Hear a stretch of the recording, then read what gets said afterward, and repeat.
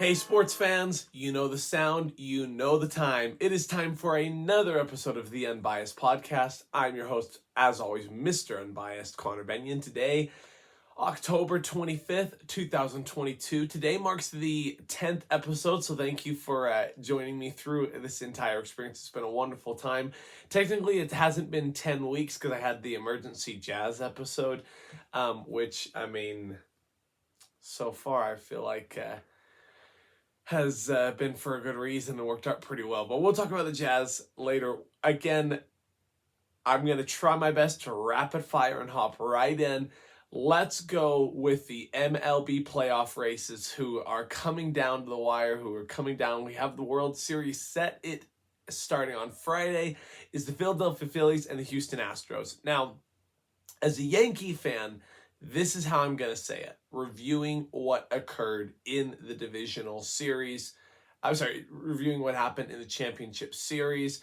Because that was the last time that we met. The last time that we met, the championship series were going on. The Philadelphia Phillies and the San Diego Padres, the New York Yankees, and the Houston Astros. So, regarding the National League Championship Series, just like last season, and I feel like this gets overlooked and is so underrated in baseball consistently. It is all about playing your best baseball at the correct time. Last year, I believe I said this earlier, the Atlanta Braves were not a 500 ball club. They had more losses than they had wins till I believe it was the middle of August or the beginning of August, and they ended up winning the World Series last season. So it's about playing your best baseball at the best time, and that's what the Philadelphia Phillies are doing right now. They went through the buzzsaw of the Atlanta Braves, a really talented baseball team. And then again, I hate to play if this team beats this team, then this team could beat this team. But the San Diego Padres took care of the 111-win Los Angeles Dodgers, and the Philadelphia Phillies went through the Padres 4-1. So, I hate to put it that way, but I would argue, obviously, that Philly is playing the best baseball on the NL side because they keep winning. Again, how do they do it? The thing that interests me is not that they don't have big names, but they don't have one of those higher top-end payrolls of baseball. Again, to me, the biggest name, obviously, that jumps off the paper is Bryce Harper for Philadelphia. But other than that, just solid pitching, consistent offense, and championship-winning defense is what Philadelphia has going their way. So a huge congrats to them. This is their first trip to the World Series since 2009. So long time waiting for the Philadelphia Phillies, of course. In regards to, hopefully that's the last one. In regards to the ALCS, the American League Championship Series, again, I'm not going to sit here and say bad things about Houston because they're a juggernaut. They're a great team of baseball. This is their, I believe, 4th trip to the World Series in 6 seasons. And here is what makes Houston interesting. Because they, from their championship team in 2017, have lost a lot of players. They lost Correa, their shortstop. They lost Springer, their outfielder. They have seen, Garrett Cole, obviously left for the Yankees. They have seen plenty of players leave from their championship team in 2017. What I think makes Houston a very interesting team, and they're the opposite of New York, which is where I will express my frustration as a Yankee fan personally, and that is New York, really quickly, again, saying this is the opposite about Houston. New York and Houston both have strong pitching staffs. Kind of going back to a question that Trevor Darty asked in the questioning Connor segment of, if the Yankees don't win the World Series, what do you want to see them do? Well, what's complicated is both teams, in my opinion, had strong pitching staffs. In regards to the Yankees specifically, Garrett Cole, a World Series champion, an all-star pitcher this season, was their ace. Nestor Cortez, all-star pitcher, was on their staff. Jamison Taillon, Luis Severino, strong pitching from the bullpen. Clay Holmes was a all-star reliever. They had Wandy Peralta, Jonathan Loaizaga. I mean, they had Clark Schmidt. I feel like their pitching staff, locked and loaded, felt like it was championship caliber. Offensively, Aaron Judge, the AL home run king, probably going to be the AL MVP. Giancarlo Stanton won the NL MVP in Miami and hit 59 home runs on his own stature. Great hitter. Anthony Rizzo, Gold Glover, Isaiah Kleiner-Falefa, Gold Glover, Harrison Bader, Gold Glover. They traded for Andrew Benintendi, who got injured, but would later play on. Would he have made a 4-game difference? In my opinion, obviously no. Those are just. Oh, sorry, Jose Trevino behind the plate was a all-star catcher, and then again didn't play the series, but DJ LeMahieu. A solid player, position player wise, they're locked and loaded as well. They're very talented. Where Houston and New York are the difference to me, and kind of going back to Trevor's question of, I don't know what I would do in the way of Houston just finds the way to win. And I feel like teams, and I'll reference a team that was also eliminated earlier in the playoffs, that have a problem that you can't coach, and I don't think you can pay money for, is finding a way to build a team that wins when it matters the most. And that's my thing about the Yankees. With the Yankees being eliminated, again, I don't think it was a pitching staff problem. I don't think it was an offensive problem necessarily. Because again, the names that they had should have produced more runs, and I don't think it was a managerial problem. I thought Aaron Boone did a great job. Again, this is the Yankees, I think, 3rd trip to the actually, I know it's the 3rd trip to the championship series under Aaron Boone, because the Yankees have been eliminated in the ALCS by the Astros all 3 times in 6 seasons. So, with that being said, again, I don't look at the Yankees and say that they lost because they weren't the better team.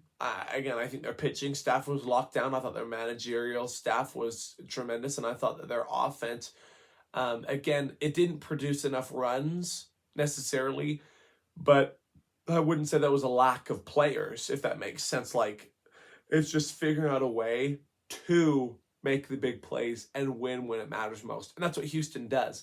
A team, to wrap up this coverage of the MLB, that falls into that same category, in my opinion. They're kind of one step ahead of the Yankees because they have a World Series recently, and that's the Los Angeles Dodgers.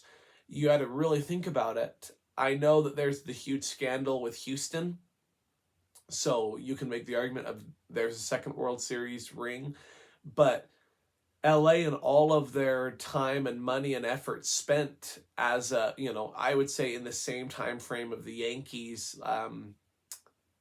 6 years that the Yankees have been to 3 ALCS appearances. The Dodgers have 1 World Series. Granted, they've made it twice, so they're, again, ahead of the Yankees. Again, they won it once, so they're ahead of the Yankees there. But I look at the Dodgers and I say they had a 111-win season. Their pitching staff was locked down. They had a lights-out closer. And then offensively, they're as stacked as you can get. And so I look at that and I say they didn't even make their championship series. So, are they in that rut of they have the pitching staff, they have the players, they have the manager, they just can't find a way to win when it matters most. So, again, in regards to baseball, it's all about playing your best baseball at the best time. The Yankees played their best baseball way early in the season, and they never really recovered. So it's going to be interesting to see what happens coming back next season, especially in the way for the Yankees that Aaron Judge may not be back. You don't know who's going to be back. The offseason brings many, many, many fascinating, interesting things. We'll see how they rebound. Again, this was a Yankees team that went to the ALCS for the 3rd time in 6 seasons. So are they getting back there? It's hard to say. But regarding what is actually going to happen Friday night, Game 1 of the World Series, Philadelphia at Houston. Personally, I'm pulling for the Phillies. I just hate Houston Astros. I've had a big problem with them. Obviously, it's a rivalry thing.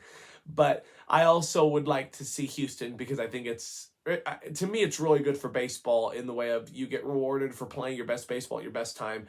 And I also am a big fan of Bryce Harper. So game 1, Philadelphia Phillies at Houston Astros, Friday night. It's the October Fall Classic World Series time. That is all we're going to cover for the MLB. I won't spend too much time, but boy, oh boy, do we have to go talk about those Utah Jazz. If you want to see a more in-depth, fired up view of my opinion of the Jazz, check out my other podcast, the BABBLING Bennion. I went on and talked about the Utah Jazz after I went to their home opener on Wednesday. Home opener was electric. It was amazing. Then they hit the road Friday night. They face a familiar foe in the Minnesota Timberwolves with a new addition, Rudy Gobert. They force overtime and end up winning that game in overtime. Sunday night, they go to New Orleans and face another familiar foe in the New Orleans Pelicans. That game goes to overtime. The Kelly Olynyk finger roll within 5 seconds pushes the Jazz into the victory column. And then last night dropped a heartbreaker to Houston at Houston. And it was a game where you could see the fatigue. They were in it right till the end. Sorry, I'm doing these earlier episodes because I like to get them out earlier. And I guess I'm just not a morning person. I always thought I was. I feel like I'm pretty energetic, so I'm going to keep going. Sorry if my yawns keep getting in the way. Last night, game was there. They ended up losing in the final minute. You could see they were absolutely exhausted. Again, if you think about it, 2 overtime periods of 5 minutes is 10 minutes, and that's almost a full quarter of basketball that they played extra. So you could tell that they were a little exhausted, but they were playing well. I do not have enough good things to say about this Jazz team. Wow, oh wow, ESPN had them ranked as the 28th ranked team in the NBA. And after the first 3 wins, they actually bumped them up to 5th in the power rankings. So anyway, here's my thing about the Utah Jazz. They are currently a team, to me, like the island. What's the old saying? They're like the island with the misfit toys. Players that were, to me, taken by franchises and said, we think you're a great player, but you're just not really working out for us, so we're going to ship you off to Utah. We're going to put you part of this trade. They want you. And now they're all playing with a chip on their shoulder. And quoting a really good friend of mine, Jessica Allen, who told me this yesterday, they are playing like a team that is hungry. They are dedicated to win, almost in spite of their teams that let them go previously. And so huge shout out to the Jazz. 3-1 is a great way to start the season again, and a really a good fight against Houston at home again on a back-to-back night after back-to-back overtime games. They play Houston this Wednesday. It's a blackout game, and I'm going to be there. I'll tell you straight. This Jazz team is just so exciting. They're so fun to watch. Back to what I said. Oh, sorry. Actually, this is referencing, not back to, because I haven't talked about it on this show. What I reference on the BABBLING Bennion, I will say here, because I feel like we've seen it so far. This Utah Jazz team is embodied by Will Hardy, their new head coach, who again stems from the roots of the great Greg Popovich. Their outside shooting at times can be tremendous, and they can see major success. And they have big men that can shoot the ball, and Lauri Markkanen, Kelly Olynyk. I thought Jared Vanderbilt had some great opportunities as well. And that's, again, from the big man play. Oh, man, yesterday we saw Simone Fontecchio, the Italian stallion, as Thurl Bailey called him yesterday on the broadcast. He came in, lit a spark off the bench with having some great three-point range. But again, then you've got players like Mike Conley, Jordan Clarkson, Colin Sexton, who can also hit the three from the guard play. But from that outside perimeter also comes the ability to make the inside pass, cutting to the basket and finishing strong, whether it's taking the ball themselves in Colin Sexton or Mike Conley, or dishing it off to a cutting Jared Vanderbilt, V8 as a nickname, or the Vandalorian as he was called in his days in Minnesota, to finish, or like a Malik Beasley can finish strong. This is just a Jazz team that I believe is going to make some noise, and I am ecstatic to see them moving forward. Again, I'll be there Wednesday night, and I would think that I'll probably do an episode about the Jazz on the Babbling Bennion after Wednesday night, should they win and continue their winning ways. Their home court has been electric again. They've played one home game in their first 4, so it's exciting to see them get back on their home court. If I recall correctly, they play Houston at home on Wednesday, and then they host Ja Morant and the Memphis Grizzlies on Saturday. And I think those are the games that'll cover this week. But huge credit to them. I am so looking forward to this Utah Jazz team. They are electric. They are beyond entertaining to watch, and I think they're going to turn some heads and make some huge statements because, to wrap up the NBA segment, they play team basketball, and to me, they play winning basketball. Really looking forward to seeing what the Utah Jazz can do as they move forward. And again, to me, the sky's the limit because they have a brand new head coach. They've got a brand new roster assembled. Just nothing but praise and excitement coming for the Utah Jazz. So that is all that we will cover on the NBA. Moving to the world of college football. And again, another entertaining week. Another week where my record was okay. Grabbing my papers. Oh, that's right. I don't need to cover my overall record right now. I need to stay focused on my NCAA record, which is 31-18. My record from the college football world this week was 5-3. So again, mediocre. BYU is at Liberty. I had BYU winning this game, and not only did they not win this game, they got absolutely trounced.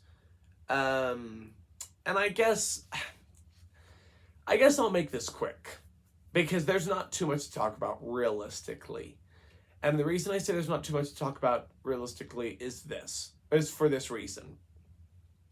I mean, number one, they were up 14-3 at one point in the first quarter, and going up 14-3 from that point on, they were outscored 38-0.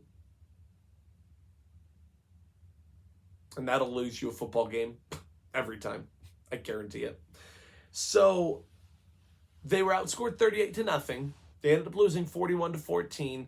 The offense was a disaster.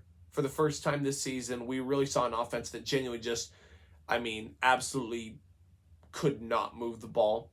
The defense, for the second straight game, allowed over 500 yards in total offense. And was a team that just didn't want it as much as Liberty. Liberty wanted that game, and I give them the credit. The reason I say there's not too much to talk about and why I will end talking BYU football on this note is the fact that, I'm sorry, but for right now, BYU could have gone 0-12 this season, lost every game by 40, and come next season, they'd still be in the Big 12. And you take your seasons 1 year at a time. You recruit, you prepare, and you go out and you try to win every game, every season. So no matter what happens this season, I'm not saying it won't affect the future, because obviously if you go, I think that BYU is going to go, looking a little ahead. Sorry. Oh, it's not my last yawn. Sorry. Looking ahead at BYU, I think that they'll, knock on wood, win this Friday against East Carolina. I think they'll lose at Boise State. I think they'll win versus Utah Tech for Senior Day. I think they'll lose at Stanford, and then they'll go to a bowl game, and bowl games are always toss-up. Let's go worst case scenario and say they lose their bowl game. BYU finishes the season 6-7. So I get that's obviously a recruiting problem. Like, people are not going to be like, well, I'm not going to go play at 6-7 BYU. That's going to the Big 12. But again, regardless, no matter how this season ends, BYU is still going to the Big 12 next year. And I get the argument could be, well, that just, again, shows that you're not ready for the Big 12. And yeah, you could definitely be right, but again, a lot changes in a season. Recruits come in, players leave, but recruits come in, schemes change, players put in the work in the offseason, yada, yada, yada, yada, yada, yada, yada. So regarding to BYU, they lost to Liberty. I was wrong there. You could say it's the time to panic. Again, prepping to go into the Big 12, but I don't know. You just never know. Again, in regards to Kalani Sitake, year 1, 9-4. Year 2, 4-9. Year 3, 7-6. You wondered after 3 years they were one game over 500. Rattles back, if I recall correctly, after that year. Yeah, after that 3 years of one game over 500, I get that it was the COVID year. But they rattled off a 11-2 record, and then last year they rattled off a 10-3 record. So you just don't know. And last year's team, I look at and I say they played major Power 5 conference opponents. They went 5-0 against Pac-12 teams.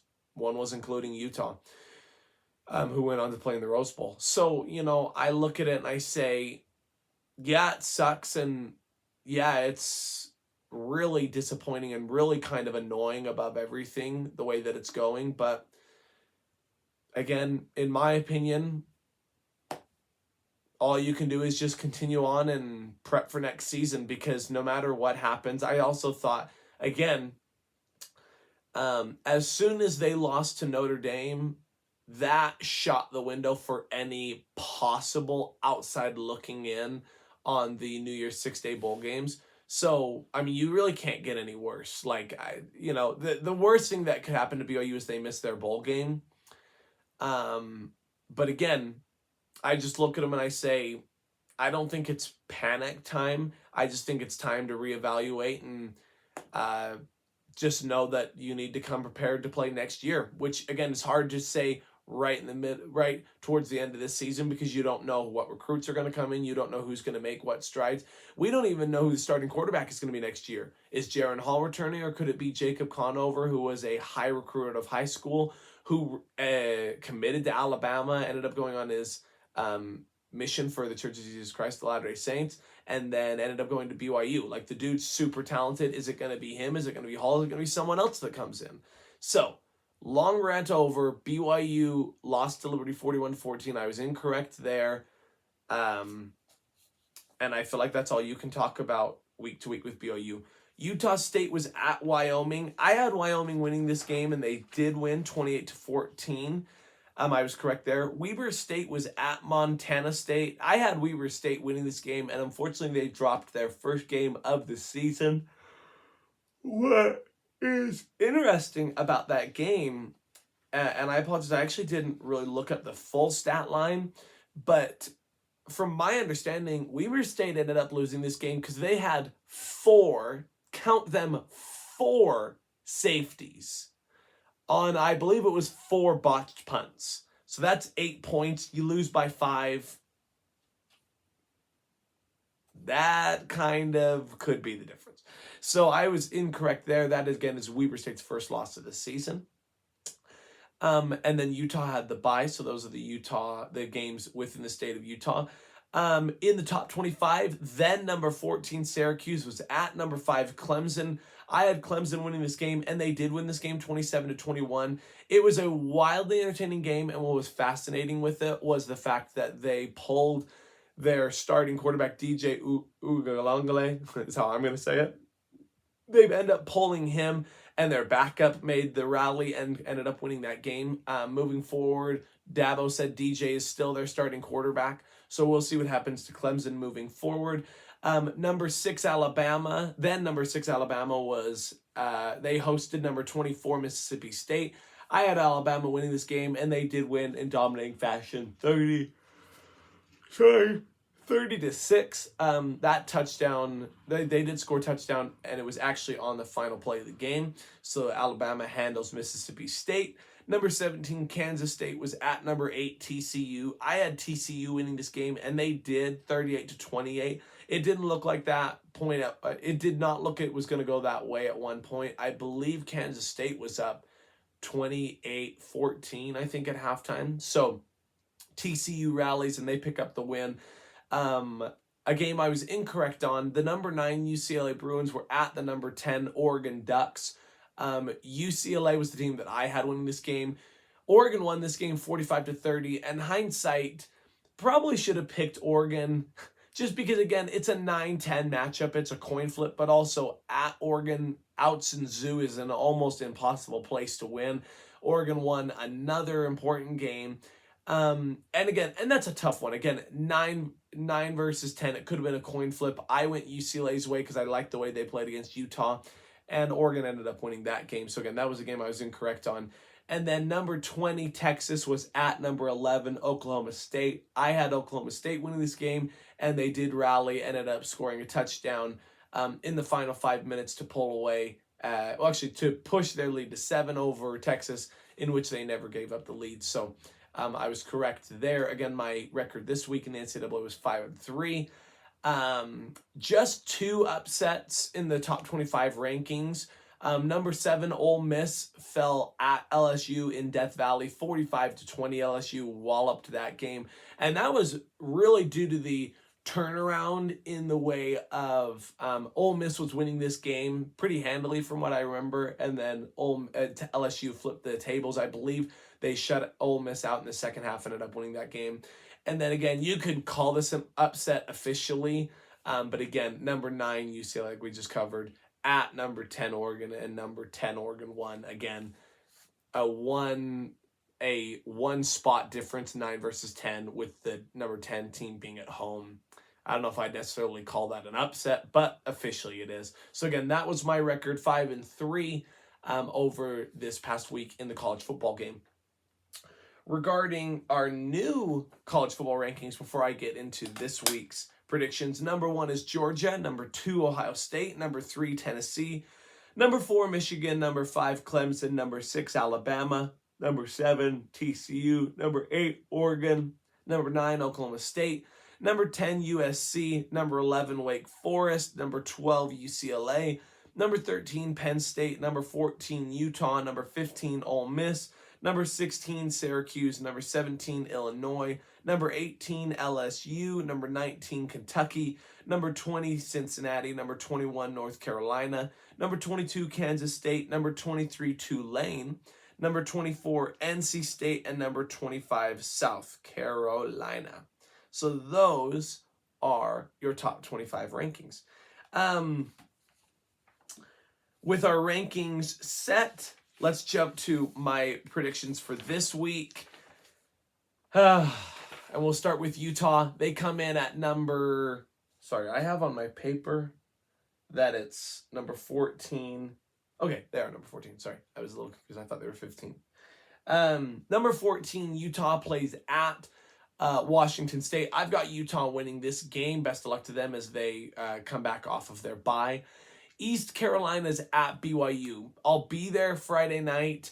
I'm going to pick BYU, but yowza, you just don't know. If you get blasted by Liberty 41-14, that just opens up concern, and I don't know how to answer. East Carolina's 4-3, BYU's 4-4, so obviously I like BYU at home with their home field advantage. But what I think, just to make this super quick, to get not to spend too much time with BYU, they just didn't want it as much as Liberty wanted it. Liberty wanted to win that game on Saturday, and they came out and they played like it. So hopefully BYU comes back to Provo and they look ready to win against an East Carolina team that if you don't show up, you're going to lose to.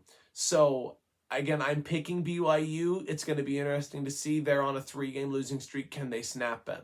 Montana is at Weber State. Utah State has a bye, by the way. And then Montana's at Weber State. I've got Weber State coming back at home and winning this game and continuing on with their great season, pushing to 9-1, still a great place to be. Outside of the state of Utah, our top 25 matchups, there's just 3 of them. Number 2, Ohio State is at number 13, Penn State. I get it's in Happy Valley. I get it's at Ohio State. I get that it's at Penn State. I'm picking Ohio State. CJ Stroud and those Buckeyes are one of the top, I believe it's 4 scoring offenses in the nation. They're one of 4 teams averaging 45 or more points a game. I like CJ Stroud and those Buckeyes. They're going to be a tough team to take down. Number 9, Oklahoma State is at number 22, Kansas State, and I've got Oklahoma State winning this game again. I like them to continue their winning ways and really push and continue their way to the Big 12 championship. I like the way that they're playing. I've got Oklahoma State. And then in the SEC, number 19, Kentucky is at number 3, Tennessee. A huge rivalry game. I've got Tennessee winning this game. I like the way that they're playing. They're one of 4 teams as well that are averaging 45 points or more a game this season. So that will cover our NCAA world. Best of luck as teams in the state of Utah continue on and push. Again, especially Utah in the way of Utah is still in a great position to do some great things and are still in the run for a Pac-12 championship appearance, Pac-12 championship game appearance with their win over UCLA. It really makes things interesting because UCLA lost to Oregon, Utah lost to USC. USC only has the 1 loss right now to Utah, so the Pac-12 is up for grabs. Best of luck as they move forward here in the state of Utah.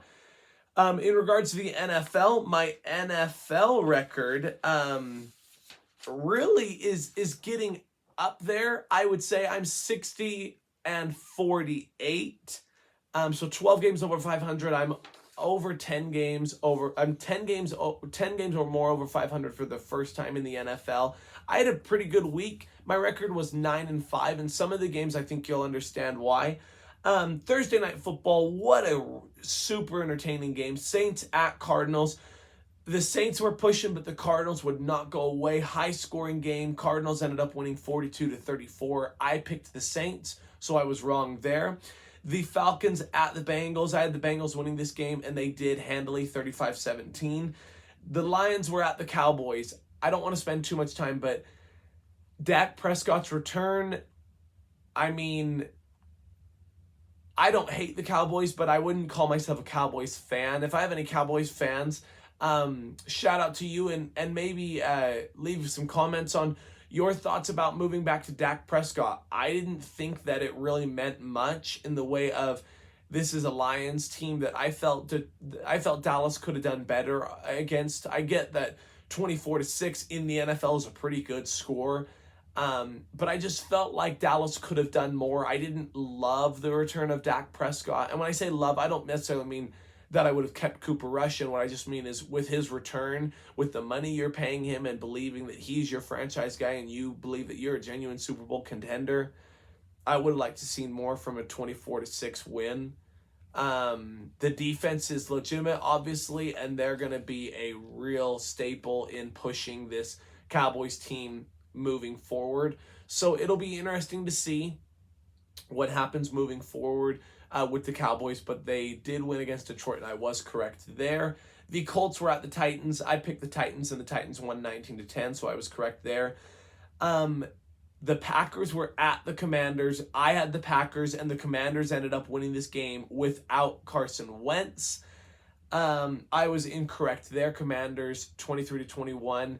Simply put, I asked Austin Darty in a text. I said, dude, what are your thoughts? And he sent me the Monsters Inc. gif where they're on the TV and the expert, he's like, he's all calm. He's like, it is my professional opinion that now is the time to panic. And you just got to say that it's definitely that time. The Packers are effectively spiraling, especially in a year where the Minnesota Vikings have come to play. The division crown is on the line in many ways, shapes, and forms for the Green Bay Packers. Major concern there. I picked the Packers. I was wrong. Commanders win 23-21. That's all we're going to say about the Packers, but huge concern there. Another team with huge concern. The Tampa Bay Buccaneers were at the Carolina Panthers. No no Christian McCaffrey. No Robbie Anderson due to trades. No Baker Mayfield. They went with PJ Walker. And the Panthers handled the Tampa Bay Buccaneers. For some weird reason, I apologize, I don't have the score total on my screen. I believe it was 20-3 or something like that. 21-3. 21-3. Carolina absolutely mashes Tampa Bay. 21-3. I had Tampa winning that game, so I look like a fool, but I also look like a fool because of the score, 21-3. I mean, maybe you guys picked the Panthers. If so, shout out to you. I had the Buccaneers, and boy, they didn't show up. 21-3 Panthers win. I was wrong there. Giants were at the Jaguars. I had the Giants winning this game, and they did win 23-17. Browns were at the Ravens. I had the Ravens winning this game, and they did win this game 23-20. It didn't come without its drama, but they did hang on and win this game. Jets were at the Broncos. No Russell Wilson. I had the Jets winning anyway, and without Russell Wilson, the Broncos put up 9 points on the board. 16-9, the final. Jets victorious over Denver. I was correct there. Texans were at the Raiders. I had the Raiders winning this game, and they did handily 38-20. A really entertaining game that was really interesting. The Seahawks at the Chargers. I had the Chargers winning this game, and they really got handled. They lost 44-23. This is a Seahawks team I'm not going to talk a lot about, but I'm just going to make the mention that I can't pick right. I genuinely don't think I've picked Seattle correct once this season. When I pick against them, they win. When I pick against them, they win. When I pick against them, they win. When I pick them to win, they lose. So I can't win with them, but I was wrong here. They handled the Chargers.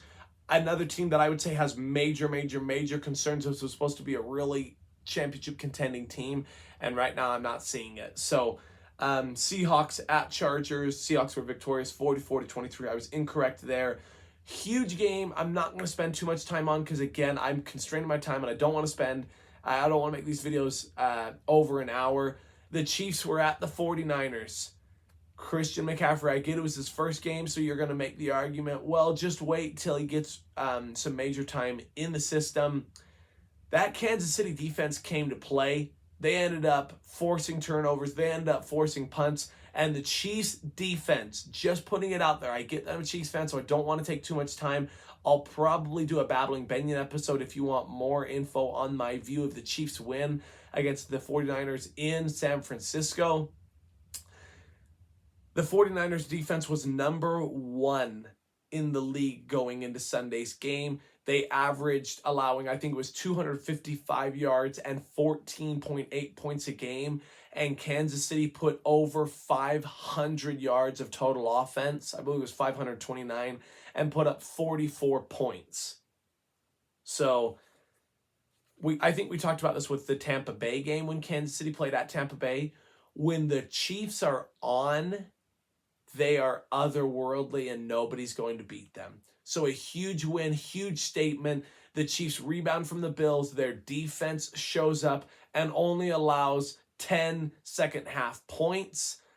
Their offense explodes and scores 30. Again, if you outscore your opponent 30-10 in the second half, you're going to win a lot of football games. Huge shout out to the Chiefs.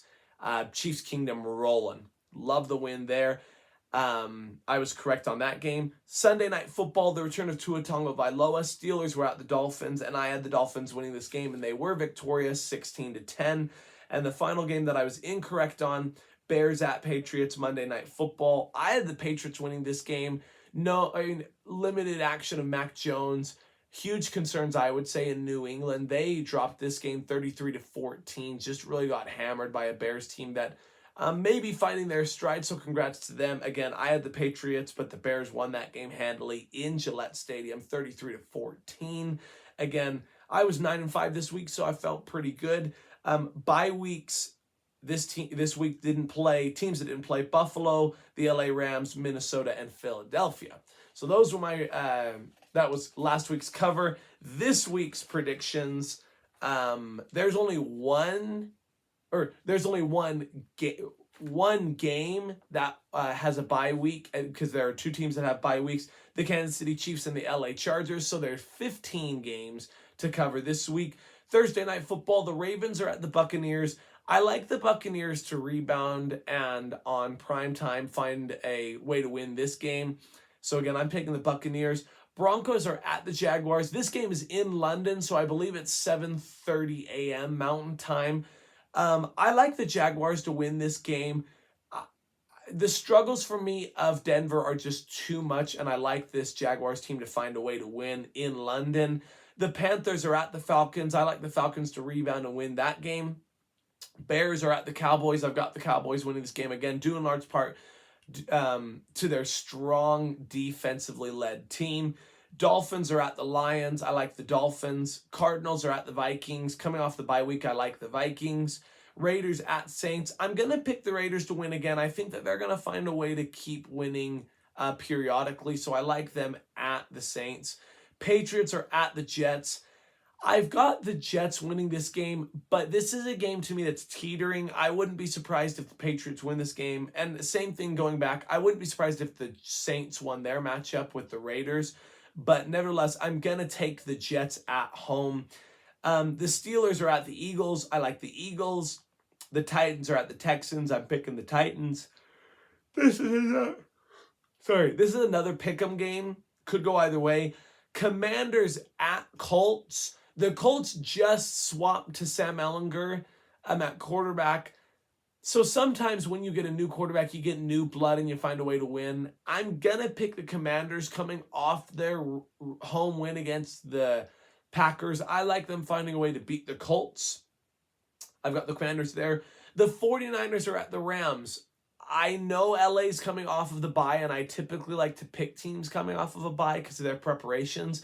But I really like this 49ers team. I think adding CMC, Christian McCaffrey, is going to make a world of a difference. The NFC West is wide open, so this is going to be a huge matchup. But I do like the 49ers to take this game, and I like the 49ers moving forward. I think they're going to be wildly entertaining to watch. The Giants are at the Seahawks. And I like the Giants taking this game. Again, it's dangerous that I'm picking against the Seahawks because I haven't been right before, I swear, with them. But I am going to pick the Giants with another win, pushing their record, if I recall correctly, to 7-1. Who saw that one coming? So, go Giants. Packers are at the Bills. Sunday Night Football. In the most respectful way, shout out to Austin Daugherty. I hope that this game isn't a 40-point blowout. I'm picking Buffalo, and I think that they're going to win big. And the Monday Night Football game, Bengals are at the Browns. I like the Bengals on the road in primetime taking this game. Again, those are all of my predictions for the NFL. We're coming into the swing. This will be the final week. Yeah, because it's the last Sunday of October. So we come to the conclusion of October. The NFL is pumping. Some surprise teams, some not so surprising teams. So huge ramifications as we continue on. Again, bye weeks coming into play, so teams get some rest, get able to come back from injury, get an ability to prep for their following teams. So that is all that we'll cover for the NFL. We'll move to our final segments. We'll start with the Questioning Connor segment from last week. I had two questions from AJ Bennion. Who, in your opinion, is the best overall player in the NFL, disregarding the MVP race this year and position? And I love this question, and I've thought about it because I love the clarification of regardless of the MVP race and position, because everyone really likes to put all of the focus on the quarterback.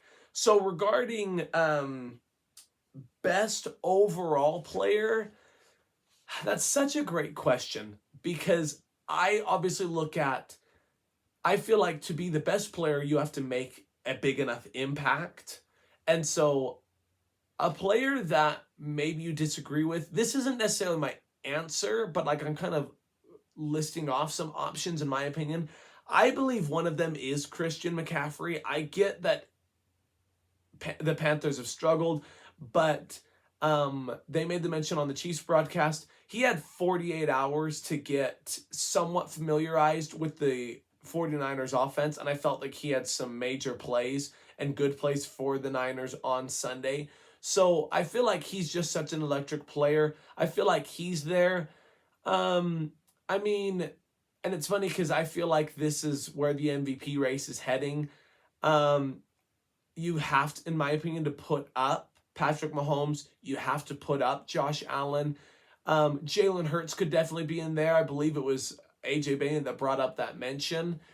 I wouldn't sleep on a receiver like Jamar Chase. If you're just talking, again, about best overall player and really regarding how dominant they are for their position, I feel like you could put Jamar Chase in there. I get where you could argue and put Aaron Donald in there. I've never been an Aaron Donald fangirl, and the reason I say is just because I don't personally think that he was the reason that they won the Super Bowl. I don't feel like he's the reason that their defense has been electric. I don't guffaw over Aaron Donald personally. It's just, maybe it's a biased view. It's just something that's never been there for me. So I get where you could put an Aaron Donald in there. I get where you could put a Micah Parsons in there. That is in regards to, again, dominance at position, but also just physical abilities. The dude is an absolute monster. But to answer your question, who in my opinion is the best overall player? I'm probably going to get in trouble for this. Best overall, in my opinion, in regards to athletic ability, position skill, changing, like team changing, like changes the way that the game is played, changes the way his team wins, like he is responsible for his team winning.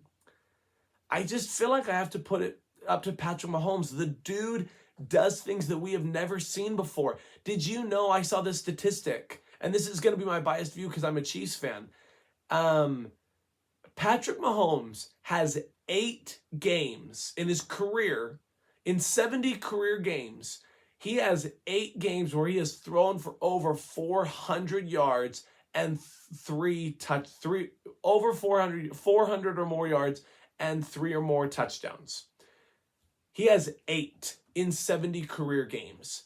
Drew Brees, Dan Marino, I believe it was, there's 4 players. It was Drew Brees, Dan Marino, Tom Brady, and one other quarterback that have those same amount of games are in the double digits, and that took over 242 or more starts to get to double digits. And Patrick Mahomes has 8 in 70 games. He's doing things that we've never seen before. And so I've got to answer Patrick Mahomes as the best overall player because of his athletic ability, his leadership, the way he leads his team, the way that he makes it so his team is going to win every game that you play, or at least put you in the position. And then again, just the way that he has changed the game and the way that he has changed the league. My answer is going to be Patrick Mahomes. If not Patrick Mahomes, I feel like my runner-up is Christian McCaffrey of best overall player. The dude is an animal. He can pass, he can catch, he can block. He's, again, a smart guy, and he also can lead your team. Like, he's a great leader off the field. So my answer, AJ, is Patrick Mahomes. I hope that's not a biased view.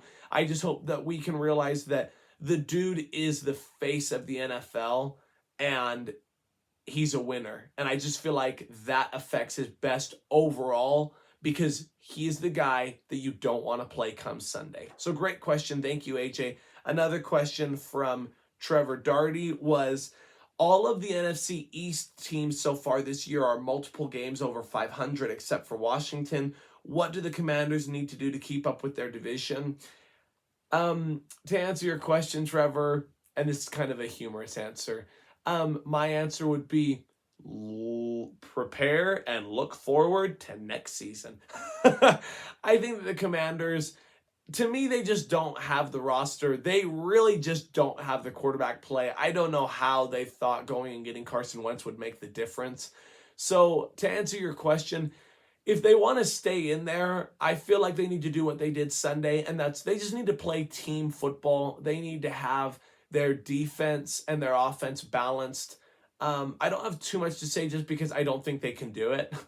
And I look back and I say, I mean, again, it's not Carson Wentz. He's injured and won't play this week, and he won't play, I believe it's the following week against Philadelphia.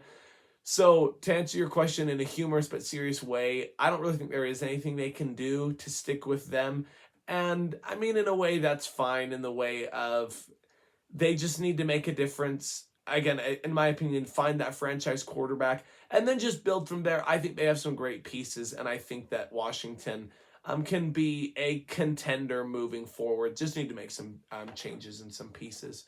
So that is all for the questioning Connor segment. Our last segment is Connor's question. My question last week, real quickly, to get to the answers from other viewers. My question was, who do you think is the favorite to win the NBA title going into the first week of the season? So way too early, obviously, but I like to hear it. Trevor Darty said, I would like to see my Phoenix Suns win the finals. As for who I think will be hoisting the trophy, my early guess would have to be Golden State going back-to-back. Their core is still together. Wiggins and Poole just signed massive contracts to stay, and no one in the West has really done anything to contend with what Golden State has, including Phoenix.